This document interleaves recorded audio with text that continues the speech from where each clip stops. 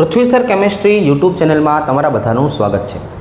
આજે છોકરાઓ આપણે હવે થોડાક એવા આગળ વધશું અને આજે આપણે ચર્ચા જે કરવાની છે એ ચર્ચા આવશે હાઇઝનબર્ગની અનિશ્ચિતતાના સિદ્ધાંતની આપણે વાત કરવાની થશે। આના નિયમ પ્રમાણે આપણે દાખલા અને આના નિયમ પ્રમાણે આપણે MCQ સોલ્વ કરવાના થશે। જો તો હવે છોકરાઓ આપણે આની વાત કરીએ તો આવી રીતે દર્શાવશું। હાઇઝનબર્ગની અનિશ્ચિતતાનો સિદ્ધાંત છે એ કોના માટે સમજાવવામાં આવે છે? તો આનો સિદ્ધાંત આપણે વેગમાન અને સ્થાનની સાપેક્ષમાં સમજશું। કઈ રીતે? જો આવી રીતે કે કોઈ પણ ગતિશીલ અતિ સૂક્ષ્મ કણ માટે, જો આપણે વાત કરીએ છોકરાઓ કે કોઈ પણ ગતિશીલ અતિ સૂક્ષ્મ કણ માટે તેનું વેગમાન અને સ્થાન ચોકસાઈપૂર્વક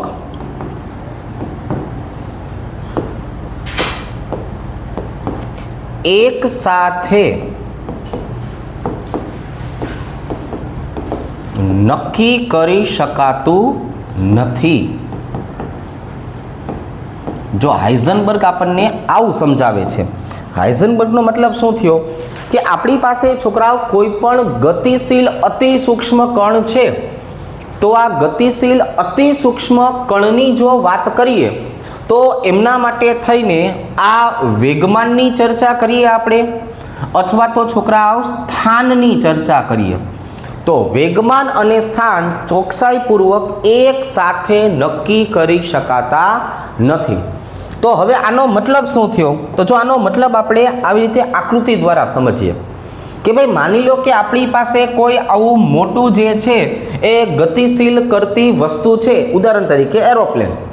તો હવે એ એરોપ્લેન એક્ઝેક્ટલી કઈ જગ્યાએ આવેલું છે એની જો આપણે સ્થાન નક્કી કરવું હોય તો શું કરવું પડશે? તો એના માટે થઈને આપણે કે આપણી પાસે જે રડાર સિસ્ટમ છે એમાંથી આપણે તરંગ છે એ તરંગને કોની પાસે મોકલશું? તો કે તરંગને આપણે મોકલવાનું છે આ એરોપ્લેન પાસે।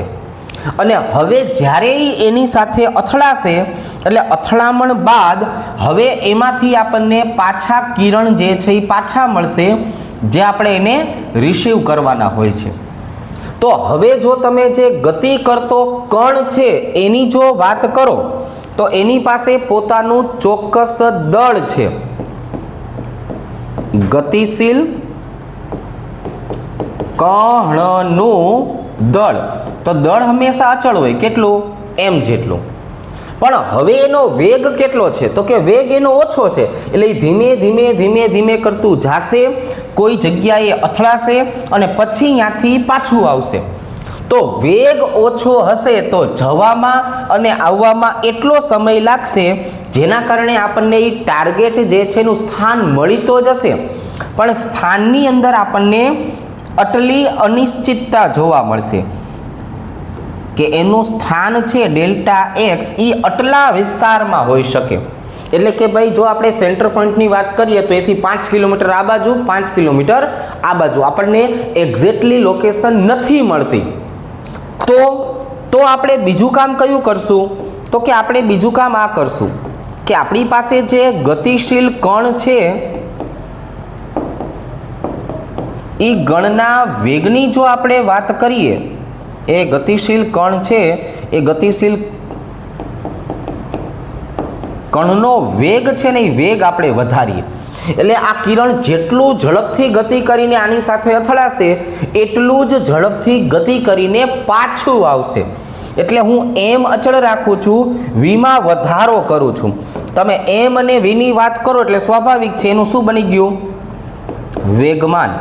હવે મેં વેગમાન પીનો વધારો કરી દીધો। જેટલો મેં વેગમાન પીનો વધારો કર્યો એટલે એવું બન્યું કે કણ છે એ ગતિ કરતું કરતું ઝડપી ગયું, ઝડપી પાછું આવ્યું એટલે હવે અનિશ્ચિતતા અટલી રહી ગઈ। હવે તમે ફરીથી વેગમાં વધારો કરો તો અનિશ્ચિતતા આટલી મળે. અને જો તમે વેગ મેક્સિમમ કરી નાખો, વેગમાન મેક્સિમમ કરી દો, તો હવે આપણને એક્ઝેક્ટલી પોઈન્ટ મળી જવાનો છે કે અહીંયા આપણો ટાર્ગેટ આવેલો છે.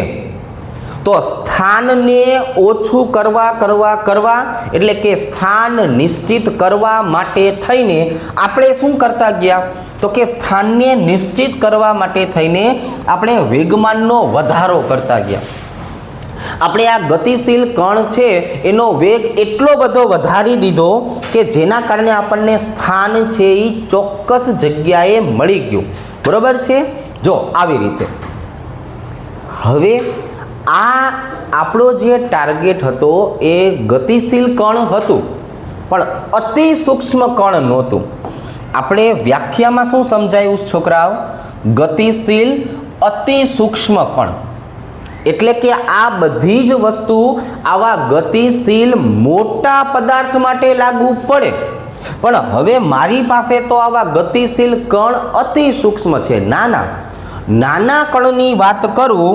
હવે જો હું નાના કણ ઉપર આવું વધારે વેગમાન વાળું કણ અથડામણ કરીશ તો નાના કદનું સ્થાન છે એ અનિશ્ચિત થઈ જશે. કેવું થઈ જશે છોકરાઓ? નાના કણ છે એનું સ્થાન અનિશ્ચિત થઈ જશે, કારણ કે તમે આવો ગતિશીલ પદાર્થ જે છે એ નાના કણ સાથે અથડાવી શકતા નથી. એટલા માટે આ બધી વસ્તુને ધ્યાનમાં રાખીને અતિ સૂક્ષ્મ કણ માટે, કોના માટે? અતિ સૂક્ષ્મ કણ માટે હાઇઝનબર્ગે આપણને એક નાનકડો એવો નિયમ આપ્યો કે તમે સ્થાન અને વેગમાન બંનેમાં અનિશ્ચિતતાના આધારે છે એ ધીમે ધીમે મૂલ્ય નજીક લાવી શકો. અને હાઇઝનબર્ગે આપણને શું આપ્યું હતું સૂત્ર? Delta x into delta p greater than or equal to h/4π. આવી રીતે. હવે આ જ વસ્તુ મારે દાખલામાં વાપરવી હોય તો delta x into delta p બરાબર h/4π. હવે હું ડેલ્ટા પીની વાત કરું તો અહીંયા આપણે જોયું કે તમે વેગમાં વધારો કે ઘટાડો કરી શકો, દળ એનું અચળ રહે. અહીંયા દળ આપણું અચળ્યું. આપણે શું કર્યું? પહેલાં વેગ ઓછો રાખ્યો, પછી વેગ વધાર્યો, તો વેગની અંદર પ્લસ માઇનસ કરાય એટલે વેગમાં આપણે ડેલ્ટા લગાડી શકીએ. દળ આપણું અચળ છે. તો હવે અહીંયા હું સૂત્ર મૂકવા જાઉં તો શું આવશે? Delta x into m delta v બરાબર h/4π. તો હવે જો મારે છોકરાઓ દાખલા ગણવા હોય તો દાખલા ગણવા માટે મારી પાસે બે સૂત્ર આવેલા છે. પેલું સૂત્ર અહીંયા અને બીજું સૂત્ર અહીંયા. જો આ બે મારી પાસે સૂત્ર હવે આવી ગયા. રેડી? ખ્યાલ આવી જશે? ચાલો એક વખત તમે નજર નાખી દો. ચાલો હવે આપણે સૂત્ર છે એની ઓળખાણ લઈ લઈએ છોકરાઓ. શું આપણને સૂત્ર મળ્યું છે આ બાજુ? Delta x into delta p બરાબર h/4π. અને બીજું સૂત્ર કયું હતું? Delta x into m delta v. જો એમ ડેલ્ટા વી બરાબર h/4π. તો આપણી પાસે જે અલગ અલગ ઘટકો આવેલા છે ને આપણે દર્શાવી દઈએ. ડેલ્ટા એક્સ, ડેલ્ટા પી, h, પાઈ, એમ અને ડેલ્ટા વી. ચાલો હું આની વાત કરું તો આને આપણે હવે પછી શેના તરીકે ઓળખશું? સ્થાનની અનિશ્ચિતતા તરીકે. હું આની વાત કરું તો આને આપણે શેના તરીકે ઓળખશું છોકરાઓ? વેગમાનની અનિશ્ચિતતા. h ની વાત કરીએ તો આને આપણે શેના તરીકે ઓળખવાનું છે? પ્લાન્ક અચળાંક તરીકે. પાઈની વાત કરીએ તો 3.14. એમની વાત કરીએ તો દળ. કાંઈ ન આપ્યું હોય તો શું લઈ લેવાનું? માસ ઓફ ઇલેક્ટ્રોન 9.109 ગુણ્યા 10 ની -31 કિલોગ્રામ. અને ડેલ્ટા વી આવશે વેગની અનિશ્ચિતતા. અનિશ્ચિતતાનો મતલબ થાય ફેરફાર. આટલું આપણને વધારે, આટલું આપણને ઓછું જોવા મળી શકે. ચાલો, હવે એના પછીની જો આપણે વાત કરીએ તો આવી રીતે દર્શાવશું. એક ગતિશીલ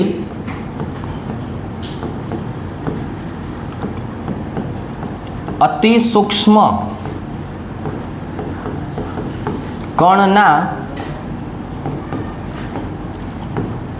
સ્થાનની અનિશ્ચિતતા. છોકરાઓ, આપણને સ્થાનની અનિશ્ચિતતા આપી દીધી છે ±0.02 એંગસ્ટ્રોમ. ± નો મતલબ આવો થાય છોકરાઓ કે આપણને આ બાજુ મળી શકે, આ બાજુ પણ મળી શકે. ± નો મતલબ શું થયો? સેન્ટર પોઈન્ટથી બે બાજુએ આપણને એ મળી શકે. ±0.02 એંગસ્ટ્રોમ હોય તો વેગમાનની અનિશ્ચિતતા મેળવો. વેગમાનની અનિશ્ચિતતા મેળવો. તો હવે તો છોકરાઓ આપણને આવડી ગયું છે કે અનિશ્ચિતતા આવે એટલે એ હંમેશા કોણ દર્શાવતું હોય? તો કે અનિશ્ચિતતા હંમેશા હાઇઝનબર્ગ દર્શાવતો હોય. એટલે આપણે અહીંયા શું લખવાનું છે? હાઇઝનબર્ગ મુજબ.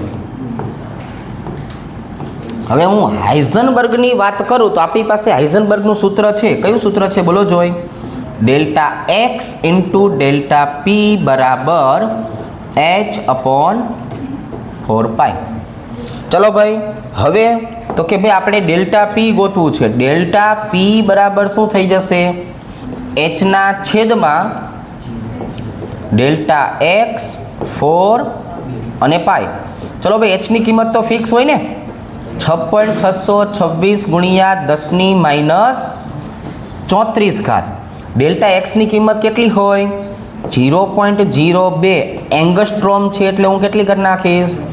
10⁻10. Very good. 4 ગુણ્યા 3.14. હવે પેલું કામ કયું કરશું? 6.626 ભાગ્યા 0.02 ભાગ્યા 4 ભાગ્યા 3.14. આટલું કરો. ચાલો, અહીંયા આપણો જવાબ આવે છે 26.37. હવે જો 10 ઉપર જાય એટલે પ્લસ થઈ જશે ને, એટલે 10⁻24. જો બધાને આવો જવાબ આવે છે. હવે આપણે શું કરવાનું છે? પોઈન્ટ કાપશું. કઈ રીતે? જો હું આ એક પોઈન્ટને છોકરાઓ કાપી નાખ્યું એટલે મારો જવાબ શું થઈ ગયો? 2.6 અને અહીંયા થઈ જશે 4. રેડી? એટલે હવે એક ઘાત મારે કાપવાની ને. 10⁻23 વેગમાન છે એટલે શું આવશે? કિલોગ્રામ મીટર પ્રતિ સેકન્ડ. જો કઈ રીતે આવશે? કિલોગ્રામ મીટર પ્રતિ સેકન્ડ. ક્લિયર? તો જો આવી રીતનો આપણને એક સિમ્પલ દાખલો મળી શકે. હવે આપણે જો છોકરાઓ આવા બીજા દાખલાઓની ચર્ચા કરીએ તો આવી રીતે કે અહીંયા આપણને છોકરાઓ શું આપેલું છે? તો કે જો 0.005 એંગસ્ટ્રોમ અનિશ્ચિતતા ધરાવતા ગતિશીલ અતિ સૂક્ષ્મ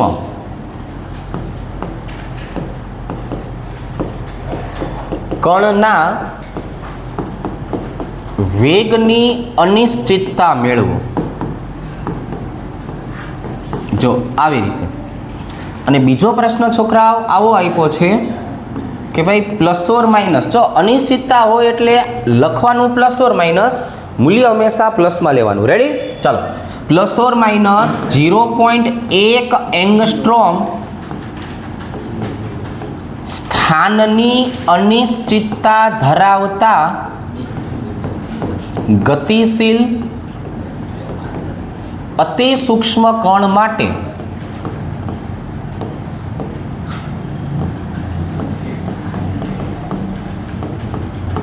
વેગમાનની અનિશ્ચિતતા જણાવો. વેગમાનની અનિશ્ચિતતા જણાવો. ચાલો, આ બે દાખલાના જવાબ તમે મને જણાવો. તો જો છોકરાઓ, આવા દાખલાઓની ચર્ચા કરીએ તો આપણે આવી રીતે સમજાવશું ને. હવે તો હાઇઝનબર્ગ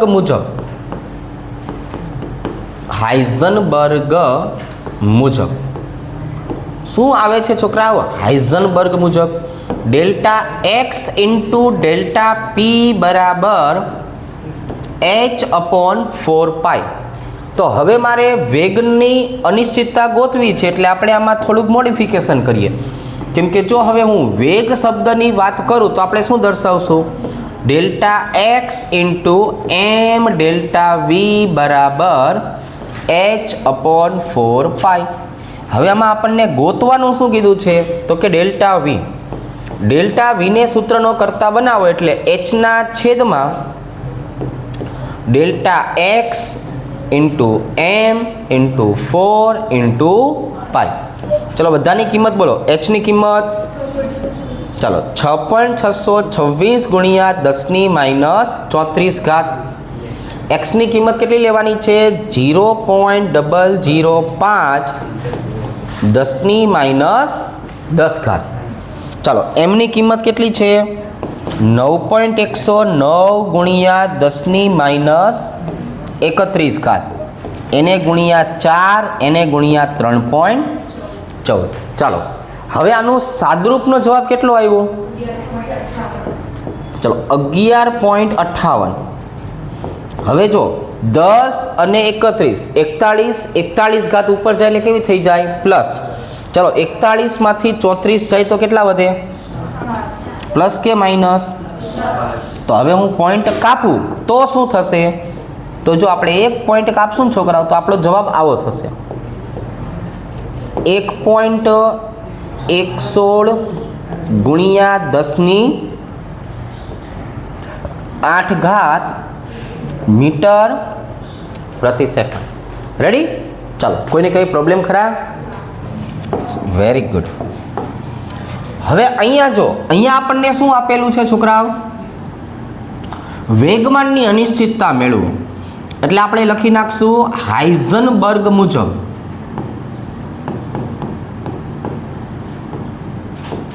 હવે આ હાઇઝનબર્ગનું સૂત્ર શું હતું?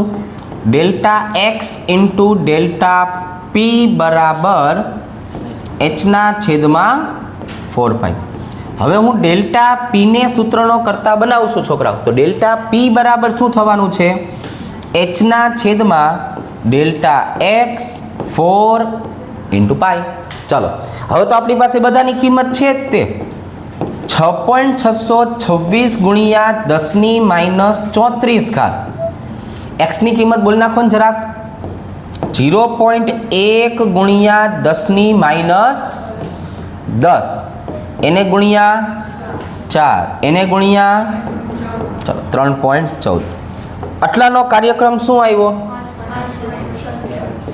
ચલો 5.27 આવ્યું એટલે આપણે કાંઈ હળી કરવાની થતી નથી. હવે 10 ઉપર જાય એટલે કેવા થઈ ગયા? પ્લસ. એટલે 10ની કેટલી ઘાત?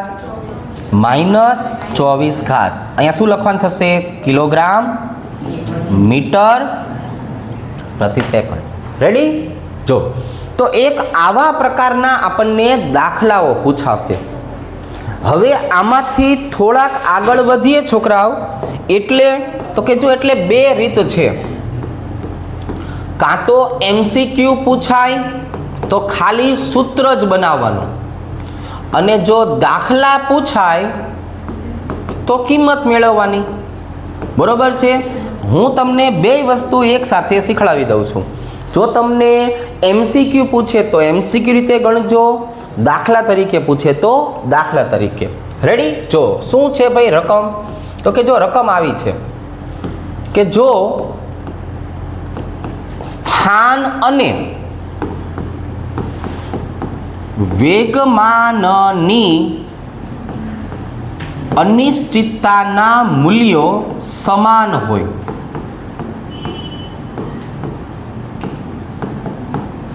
તો વેગમાનની અનિશ્ચિતતા મેળવો. વેગમાનની અનિશ્ચિતતા મેળવો. જો હવે હું સ્થાનની ગોતું ને તો એ જ સૂત્ર બને, વેગમાનનું ગોતું તો પણ એક જ સૂત્ર બને. સૂત્ર હંમેશા એક જ બનવાનું છે, કેમ કે બેયના મૂલ્ય સમાન છે. એટલે મેં ખાલી વેગમાન શબ્દ વાપર્યો. કયો શબ્દ વાપર્યો છોકરાઓ? વેગમાન. હવે જોવો જોઈએ આપણે પેલું કામ શું કરશું તો કે delta x into delta p બરાબર h/4π આવે ને, h જ આવે. જો એ આવ્યું. અને શું આવશે? h/4π. જો હવે કન્ડિશન શું કીધી છે આપણને? કવિ કેવા શું માગે છે કે ભાઈ સ્થાન અને વેગમાનની અનિશ્ચિતતાના મૂલ્યો મારે કેવા લેવાના છે? સમાન. તો રકમ આવું સમજાવે છે, ડેલ્ટા એક્સ બરાબર ડેલ્ટા પી લ્યો અને પછી ગોતો શું પાછું?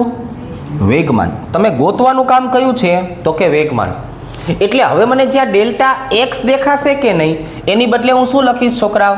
ડેલ્ટા પી લખીશ. ડેલ્ટા પી ઇન્ટુ ડેલ્ટા પી બરાબર h/4π આવી રીતે. હવે તો કે 2 વખત ડેલ્ટા પી આવ્યું એટલે ડેલ્ટા પી નો વર્ગ બરાબર h/4π. અને એટલે હવે ડેલ્ટા પી બરાબર, જો મેં આનો વર્ગ છે એ દૂર કર્યો એટલે 4નું વર્ગમૂળ કેટલું નીકળે? 2. અને બાકીની કિંમત કેવી આવી જશે છોકરાઓ? વર્ગમૂળમાં h/π. હવે જો તમને આ MCQમાં પ્રશ્ન પૂછાણો હોય તો તમારો જવાબ આટલો. MCQમાં તમારે ઓપ્શનમાંથી શું કરવાનું છે? આ ઓપ્શનને ગોતવાનો છે. ક્યારે? MCQમાં પૂછે તો સૂત્ર. પણ માની લો કે દાખલામાં પૂછ્યું છે તો હવે હું આ સૂત્રમાં શું કરીશ છોકરાઓ? કિંમત મૂકીશ. જો એકદમ સિમ્પલ. હવે તો કે ભાઈ હવે જો આપણે જોવા જઈએ તો આપણને બધું મળી ગયું છે. ડેલ્ટા પી બરાબર 1/2 વર્ગમૂળમાં h/π. જો બધાની કિંમત ફિક્સ હોય, કંઈ આપણને રકમમાં આપવાની જરૂર નથી. એચની કિંમત બોલો જોઈ 6.626 ગુણ્યા 10⁻34 અને પાઈની કિંમત કેટલી હોય? 3.14. ચાલો હવે તમે હું કહું એ પ્રમાણે કામ કરજો. રેડી? જો વર્ગમૂળનો નિયમ છે કે બેકી સંખ્યામાં ઘાત હોય એનું જ વર્ગમૂળ નીકળે, એકી સંખ્યામાં તો નીકળે નહીં. તો જે પણ ઘાત આપી હોય વર્ગમૂળમાં એને અડધી કરી નાખવાની.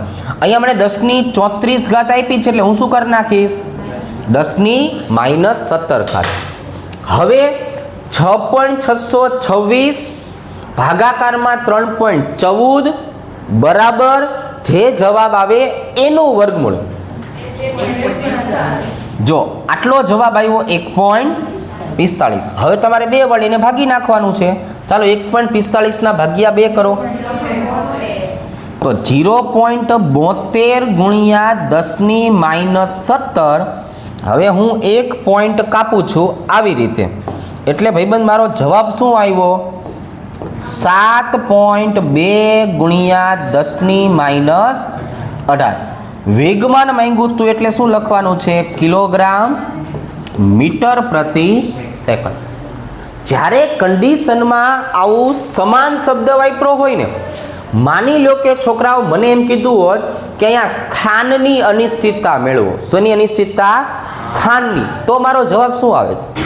તો મારો જવાબ આ જ આવે. હું અહીંયા શું કરવાનો હતો? ડેલ્ટા એક્સ બરાબર ડેલ્ટા પી. તો જ્યાં મને ડેલ્ટા પી દેખાત ને ત્યાં હું શું લખે? Delta x. એટલે ડેલ્ટા એક્સનો શું થઈ જાય? વર્ગ. સૂત્ર આનું આ જ રહે. જ્યારે સમાન હોય ત્યારે વેગમાન ગોતો કે સ્થાન ગોતો, એનાથી કોઈ ફેર પડવાનો નથી. રેડી? ચાલો એક દાખલો આપણે આવી રીતે ગોતીએ. જો સ્થાન અને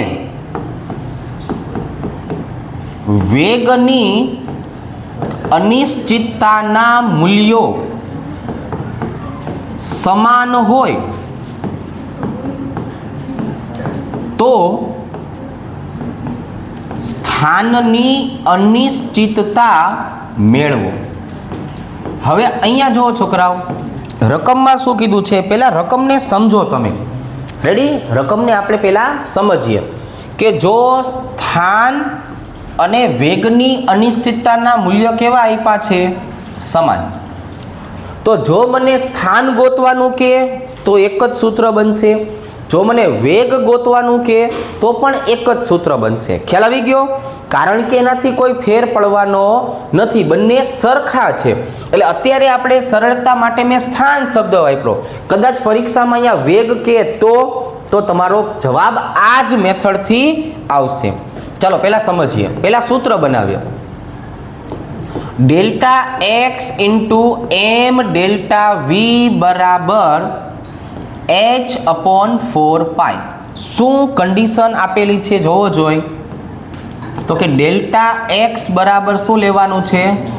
ડેલ્ટા વી. અને મારે ગોતવાનું છે શું? સ્થાન. તો હવે હું પહેલું શું કામ કરવાનો છું? તો કે ડેલ્ટા એક્સની બદલે ડેલ્ટા એક્સ, પરંતુ ડેલ્ટા વીની બદલે પણ શું લખીશું? ડેલ્ટા એક્સ લખીશ. બરોબર છે? ચાલો હવે આવશે h/4π. એના પછીનું સ્ટેપ શું આવશે છોકરાઓ? ડેલ્ટા એક્સનો વર્ગ બરાબર h/4π ઇન્ટુ એમ.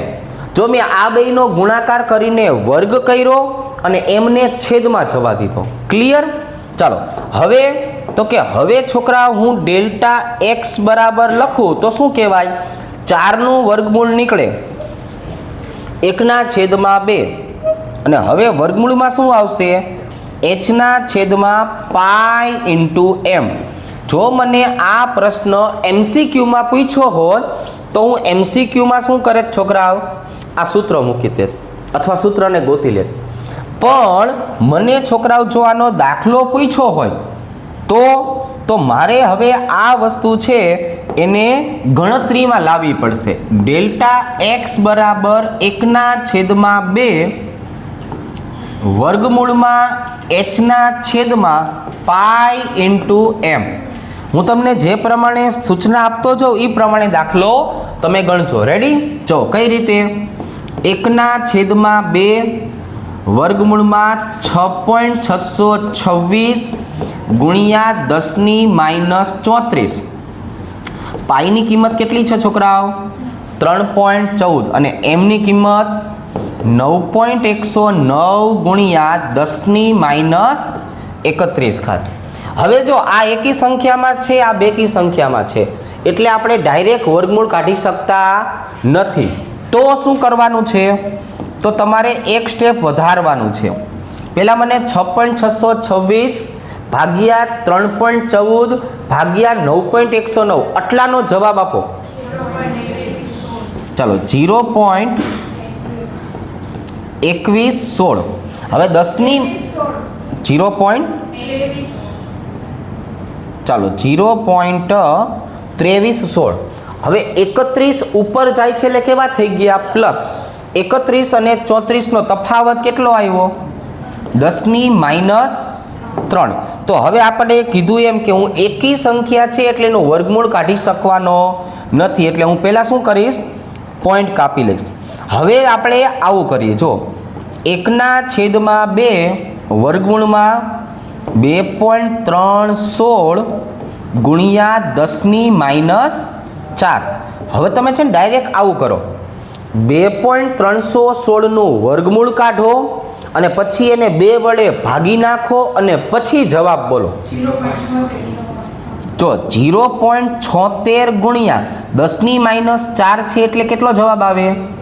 10⁻2. હવે હું આમનો છોકરાઓ પોઈન્ટ કાપું તો મારો ફાઇનલ આન્સર કયો આવ્યો? 7.6 ગુણ્યા 10⁻3. રેડી? અને સ્થાનની અનિશ્ચિતતા મારે ગોતવાની છે એટલે આપણો મીટર.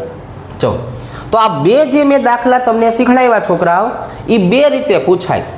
MCQમાં પૂછાય તો સૂત્રથી અટકી જવાનું અને દાખલામાં પૂછાય તો કિંમત મૂકીને જવાબ લાવવાનો છે.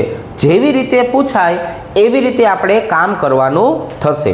ચલો હવે એના પછીનો નવો પ્રશ્ન છે એ આપણે લખાવું તમને. એમાં તમને હું કહી દઉં છું માત્ર સૂત્ર મેળવો.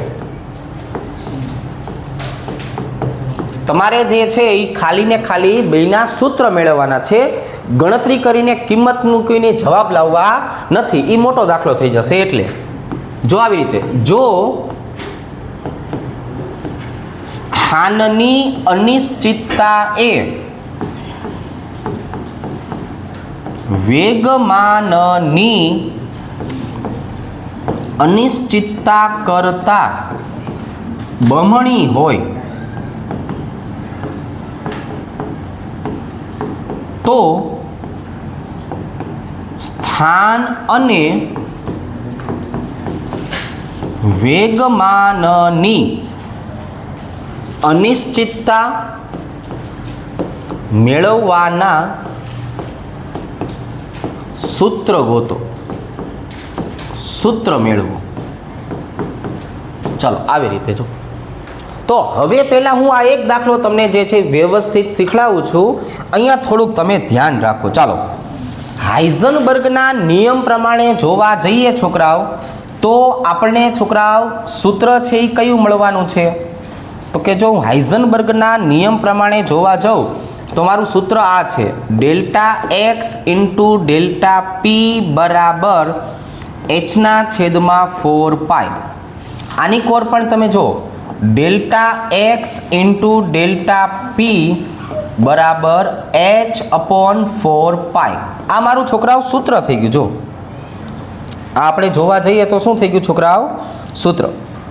પણ મારે તમને કન્ડિશન સમજાવવાની છે કે આપણને રકમમાં શું કીધું છે કે જો સ્થાનની અનિશ્ચિતતા એ વેગમાનની અનિશ્ચિતતા કરતાં બમણી હોય, એટલે કે ડેલ્ટા એક્સ બરાબર 2 ડેલ્ટા પી. તો આ પહેલી કન્ડિશન જે મને છોકરાઓ મળી ને, અથવા હું આને બીજી કઈ રીતે લખી શકું? જો આ મેં રકમ લખી, પણ આને મારે બીજી રીતે લખવું હોય તો કઈ રીતે લખી શકાય?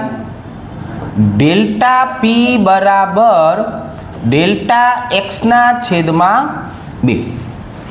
તો હવે હું આ સૂત્ર છે એની સાબિતી કોના માટે આપીશ? તો કે હું આની સાબિતી છે એ ડેલ્ટા એક્સની સાપેક્ષમાં આપીશ. એટલે કે ડેલ્ટા એક્સ મને જ્યાં દેખાય એની બરાબર હું શું લખી નાખીશ? 2 ડેલ્ટા પી લખીશ. અને આ બાજુ જ્યાં મને ડેલ્ટા પી દેખાશે એની બદલે હવે હું શું લખી નાખીશ? Delta x/2. એટલે બંને સૂત્ર અલગ અલગ બનશે. જો બંને સૂત્ર કેવા બનશે છોકરાઓ? અલગ અલગ. હવે જ્યાં મને ડેલ્ટા એક્સ દેખાય અહીંયા મારે શું લખવાનું છે? 2 ડેલ્ટા પી. જો અહીંયા ડેલ્ટા પી તો કે હતું, એટલે હવે શું આવશે? h/4π. હવે તો કે હવે ડેલ્ટા પી નો વર્ગ કરું તો બ ગળે 2 ક્યાં આવી જાય? છેદમાં h/8π.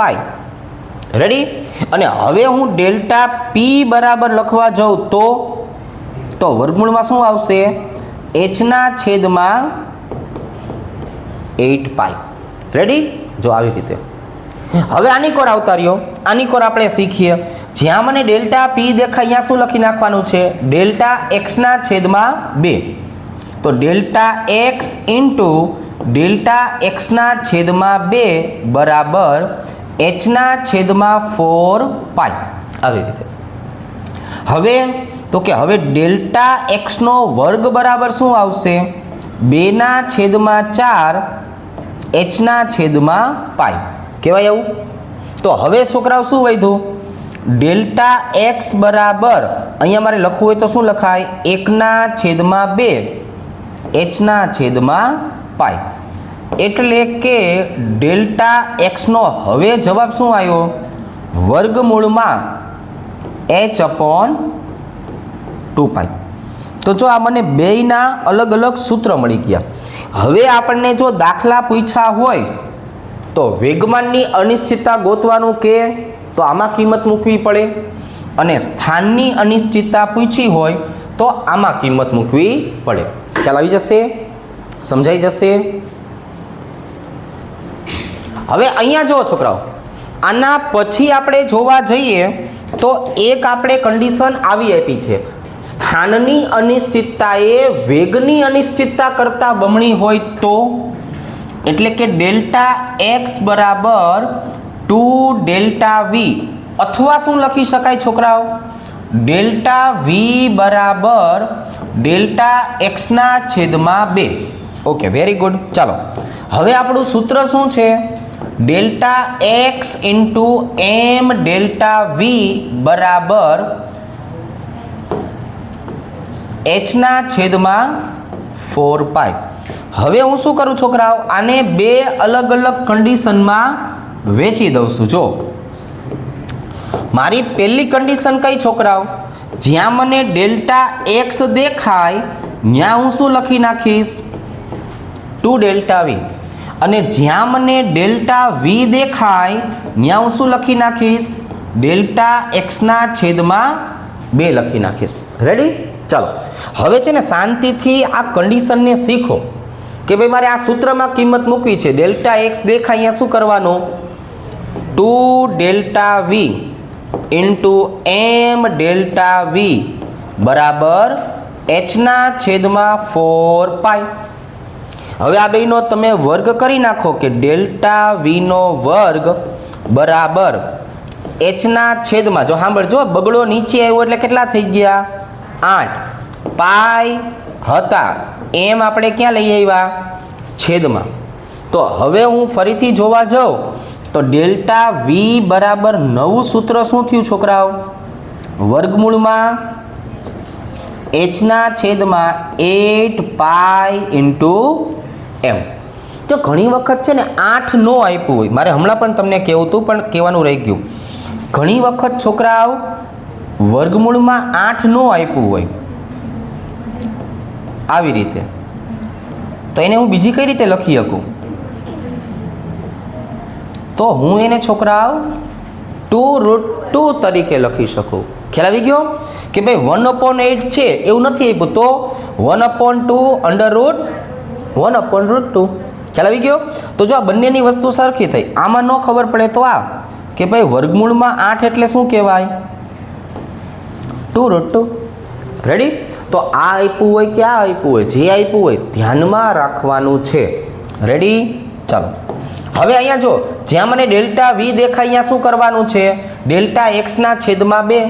તો અહીંયા શું આવશે, delta x into m into delta એક્સના છેદમાં 2 બરાબર એચના છેદમાં 4 પાઈ.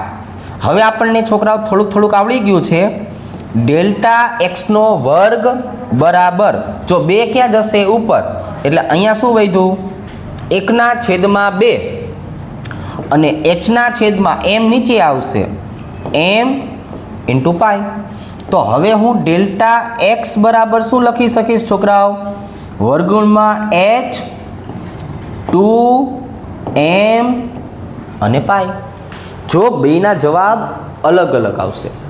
હવે મને દાખલો પૂછ્યો હોય તો મારે શું કરવાનું છોકરાઓ, જો મને દાખલો પૂછ્યો હોય તો મારે એનું એક નાનકડું કિંમત મૂકીને સાદરૂપ આપવું પડે. રેડી? ચાલો જો મેં આ આવી રીતે કર્યું, ડેલ્ટા એક્સનો વર્ગ બરાબર આ 2 ક્યાં હતા એ ઉપર લઈ ગયો, 2ના છેદમાં 4 અને એચના છેદમાં એમને નીચે લઈ આવ્યો, એમ 4 અને પાઈ. આવું થયું. તો હવે છોકરાઓ આપણે આવી રીતે દર્શાવશું, આખું સાદરૂપ જ આપું એટલે કોઈને કંઈ ચિંતા ન થાય. રેડી? ચાલો એક આ 4 વધારાના આવી ગયા છે, જો આવી રીતે, એટલે કોઈને કંઈ સ્ટેપ કેમ આવી ચિંતા નહીં. હવે જો ભાઈ 2ના છેદમાં 4, આ એમ ક્યાં આવશે નીચે, એટલે એચના છેદમાં પાઈ ઇન્ટુ એમ. હવે 2ના છેદમાં 4 એટલે શું લખાય છોકરાઓ, બોલો જોઈ,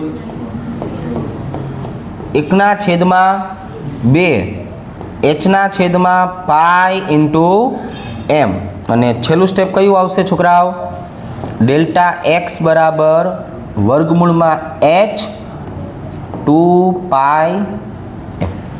આવડશે ને? હવે ચાલો તો જો આ વસ્તુ થઈ.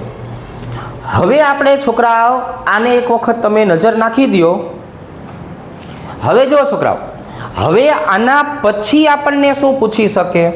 તો કે ભાઈ આના પછી આપણને આવા બે કન્ડિશન પૂછી શકે કે જો સ્થાનની અનિશ્ચિતતા એ વેગમાનની અનિશ્ચિતતા કરતાં અડધી હોય તો, એટલે રકમ શું સમજાવે છે?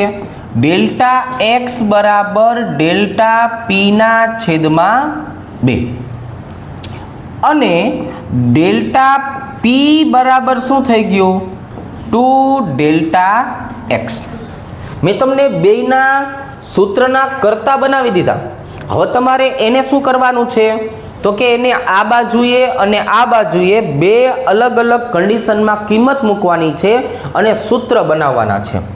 ચલો, એ જ રીતે અહીંયા જો સ્થાનની અનિશ્ચિતતા એ વેગની અનિશ્ચિતતા કરતાં અડધી હોય તો ડેલ્ટા એક્સ બરાબર ડેલ્ટા વીના છેદમાં 2 અને ડેલ્ટા વી બરાબર 2 ડેલ્ટા એક્સ આવે.